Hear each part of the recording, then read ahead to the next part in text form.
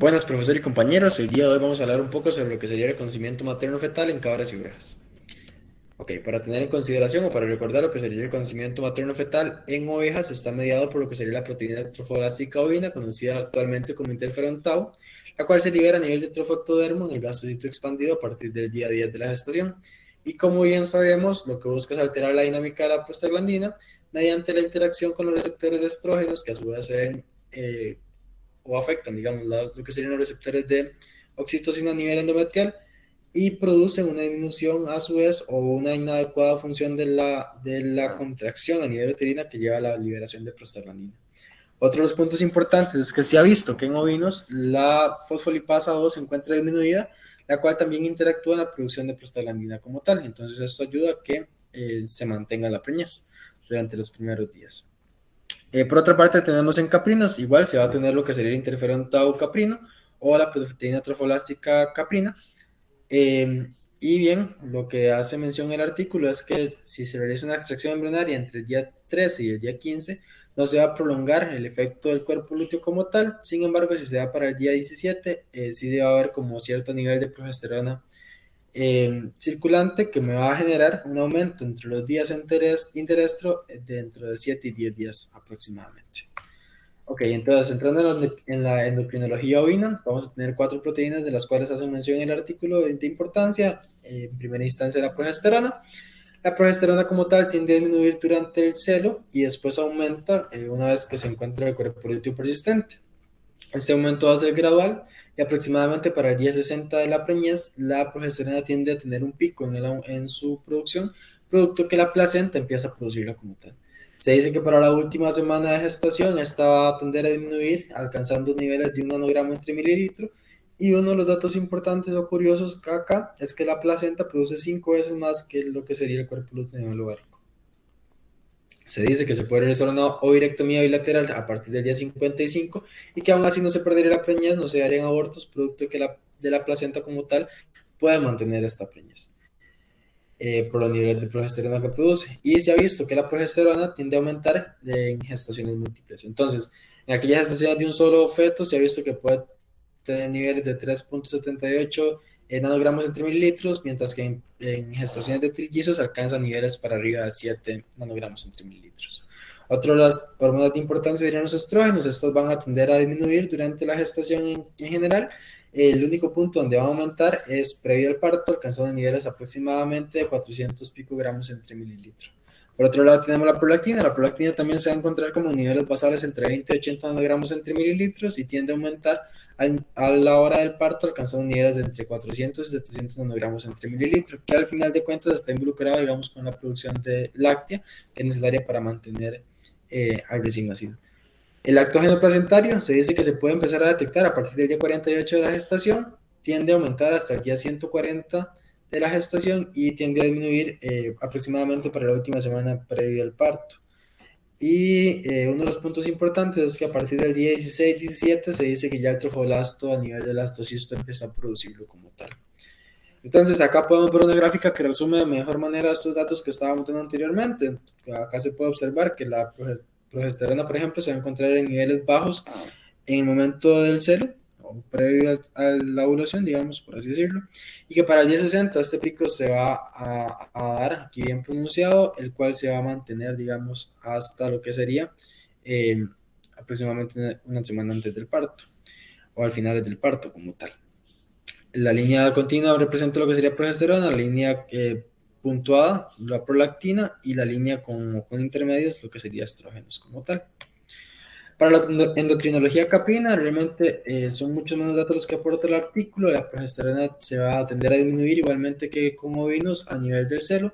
Las muestras que se tienen a tomar para medir progesterona son sangre o leche y se dice que la fecha ideal para tomar la primera muestra sería los 21 días post servicio, que me va a decir si estamos en presencia de una pseudopreñez o una preñez verdadera como tal, producto de su aumento. Los estrógenos tienden a aumentar aproximadamente entre los 30 y 40 días posterior, digamos, a la preñez y su pico máximo se encuentra durante el parto, que va a alcanzar niveles de 600 picogramos entre mililitros aproximadamente. La prolactina también va a aumentar específicamente durante o cercano al parto Y se ha visto que si en esta especie se realiza una ovirectomía bilateral, realmente se va a llevar al aborto, producto de que la placenta como tal no puede mantener los niveles de progesterona necesarios para continuar con la gestación.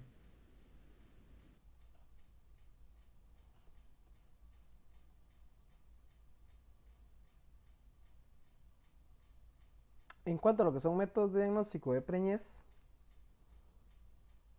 primero tenemos los métodos ultrasonográficos. Tenemos dos métodos ultrasonográficos principalmente, de los que nos habla el artículo como tal. Está el detector de pulso fetal, que es por medio del sistema de Doppler, ¿verdad? Y el ultrasonido de modo B, que es el ultrasonido convencional que todos pues, más comúnmente utilizamos. El de Doppler lo que hace es que busca sonidos. ¿Cuáles sonidos? Los sonidos fetales, principalmente del corazón fetal y de los vasos fetales. El corazón fetal tiene un sonido característico de golpe y los vasos fetales tienen un sonido característico de flujo. Es importante tener en cuenta que el corazón fetal va a tener una frecuencia cardíaca mucho menor a la que podría tener la madre. Sin embargo, en la última etapa de la gestación, esta frecuencia cardíaca tiende a disminuir. Eh, Se habla de dos formas de utilizar las ondas de este tipo Doppler, la transabdominal y la transrectal. La transabdominal se puede usar con una precisión de aproximadamente 60% entre los 40 y 80 días. ¿Verdad? Se coloca en la parte craneal, en la piel craneal de la ubre, y a más de 80 días ya se dice que puede tener una precisión mayor al 90%. Sin embargo, esto depende del operador, de verdad, de quien esté realizando el examen y su experiencia como tal con el examen en específico. En la parte transrectal se dice o se menciona que muchos autores han dicho que de entre los 35 y los 55 días es la edad óptima en la que se puede identificar la preñez con este método. Sin embargo, hay informes entre 20 a 25 días que ya se ha podido identificar la preñez como tal.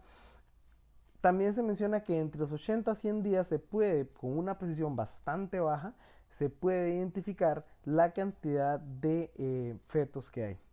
¿Cuál es el error común, el diagnóstico más común? El error diagnóstico más común es confundir los sonidos sanguíneos de la madre con sonidos fetales como tal. En lo que es el ultrasonido modo B, el que se menciona transabdominal, que se coloca en la misma posición en el que mencioné anteriormente, es muy preciso y no solo para ver animales preñados y no preñados, sino para ver la cantidad de fetos que existen. Se dice que lo óptimo para ver tanto el número de fetos como la preñez, ¿verdad? Que se hace por la identificación no solo del contenido uterino, o sea, del contenido líquido del útero, ¿verdad? Que se puede observar, sino que lo principal que se observa o que se busca son los cotiledones y carúnculas, ¿verdad? Los placentomas. Em, la edad óptima para identificar tanto la preñez como la cantidad de fetos es entre 40 a 45 días. Sin embargo, ya a los 30 días se puede ver los animales preñados y no preñados. La error de identificación en el número de fetos, que es la que más común se da, es cuando hay trillizos. Normalmente se identifican los primeros dos y el que está más difícil de observar, pues, comúnmente no se identifica.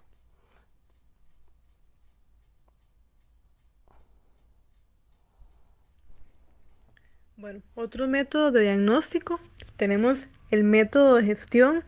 Este es un signo de preñez que es suficientemente confiable para la mayoría de los propósitos, pero la muerte embrionaria reduce su precisión. Se dice que del 20 al 30% de las ovejas que están preñadas van a mostrar el estro durante el embarazo temprano. También este método es utilizado por los pastores para marcar el carnero. Estos se enmarcan y no vuelven a ser marcados hasta dentro de 16 a 19 días. Es importante asegurarse de que ese crayón se cambie regularmente cada 16 días para que sea también suficientemente suave y pueda producir una marca y permita una fácil identificación de los colores. Respecto a otros métodos de laboratorio, tenemos lo que es la biopsia vaginal. En este método, el epitelio escamoso estratificado de la mucosa vaginal es sensible a los cambios hormonales que ocurren durante el ciclo estral y el embarazo.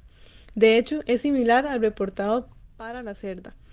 La precisión de este método es entre los 30 y los 90 días de preñez, va a ser superior al 90% entre los 18 y 22 días. Después del servicio, el diagnóstico de preñez va a ser de 97% y el de no preñez de 94%. El diagnóstico depende del número de capas de células epiteliales vaginales, que a su vez se relaciona con el estado endocrino. Respecto a la progesterona en leche y el plasma, la gestación se puede diagnosticar por el hecho de que en la oveja preñada persisten los cuerpos lúteos y por lo tanto las concentraciones de progesterona periférica van a permanecer elevadas a los 15 y 18 días después del apareamiento. En las ovejas lactantes también es posible determinar los niveles de progesterona en la leche. Respecto a la prueba del título de inhibición de Brussetas, esta es una prueba que es establecida para determinar el potencial inmunosupresor del suero antilinfocitario, que se ha aplicado para determinar la presencia de un factor de preñez temprano en las ovejas. En ovejas es que posteriormente se descubrió que estaban preñadas, el factor pudo demostrarse tan pronto como 24 horas después del apareamiento. Esta prueba también requiere mucho tiempo y es difícil de mantener.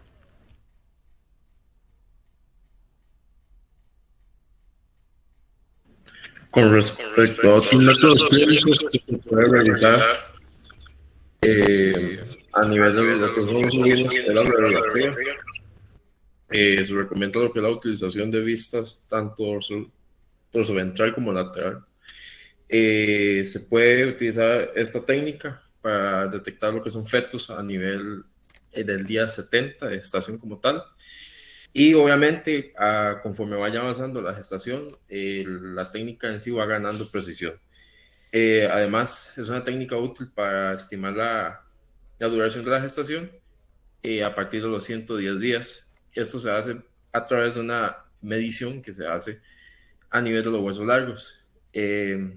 En sí, la técnica es muy confiable, sin embargo, tiene algunas desventajas, ya que es bastante costosa y además dispone de bastante tiempo, por lo que no es una prueba de rutina dentro de lo que es la granja. En cuanto a lo que es la palpación de la arteria uterina caudal, para realizar esta técnica hay que tener habilidad y paciencia sobre todo, y se hace mediante una palpación a nivel de lo que es la pared vaginal, a nivel de la posición 10 y 2 en punto, según lo que son las manecillas del reloj. En cuanto a lo que es la peritonoscopía, lo que se utiliza es la laparoscopía. Es un método directo, lo que evalúa tanto el útero como el ovario, y a nivel del día 17 y 28. Este se establece con una precisión de un 91%. En cuanto a lo que es el método diagnóstico de preñez en la cabra como tal, la primera es un detector de pulso fetal. Esto se hace mediante una sonda abdominal o rectal y se realiza la sonda abdominal en el día 50 y la rectal en el día 25 respectivamente. En cuanto son las imágenes directas de modo B, esto se tiene que aplicar en el día 30 de gestación como tal. La prueba de progesterona en la leche es una prueba de un total de un 100% en cuanto a lo que es la precisión, pero para detectar lo que son cabras no preñadas. Según la literatura y el artículo, comenta que puede haber falsos positivos y dentro de estos falsos positivos se destacan lo que es la pseudopreñez, los quistes ováricos o el incremento de lo que es la progesterona durante el estro. Y de último tenemos lo que es el sulfato de estrona, que es un indicador de preñez, y este se detecta a nivel del plasma o la leche como tal. Para realizar su evaluación se tiene que hacer en el día 50 o más después del servicio. Muchas gracias y gracias por la atención, y esto sería por parte de nuestro tema y la referencia bibliográfica.